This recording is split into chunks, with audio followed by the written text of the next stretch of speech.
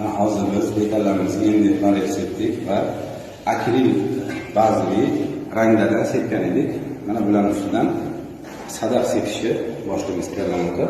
Sadaf yaxshiligi shuki, to'q ranglarni ochaqtirib, juda ham chiroyli ko'rinishga olib kelib beradi.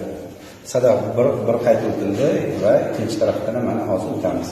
Sadaf sepgan paytda pulizatini teparoq ushlashga changitib sepish kerak bo'ladi. Yaqin olib kelib lakka o'xshatib sepib bo'lmaydi. Buni changitib sepiladi.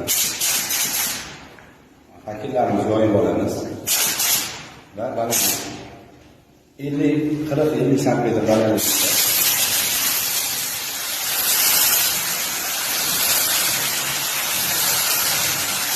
changitib sepiladi.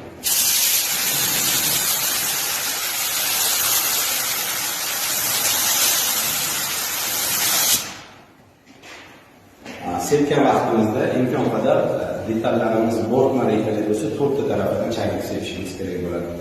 Havoni baland ochishimiz kerak bo'ladi. Nima uchun? Sabab havoni past ochadigan bo'lsak, mayda yoyilmaydi, yirik bo'lib tushib qolishi mumkin. Unda sadaf emas, boshqacharoq bo'lib qolishi mumkin. Shuning uchun havo katta bosimda sepiladi.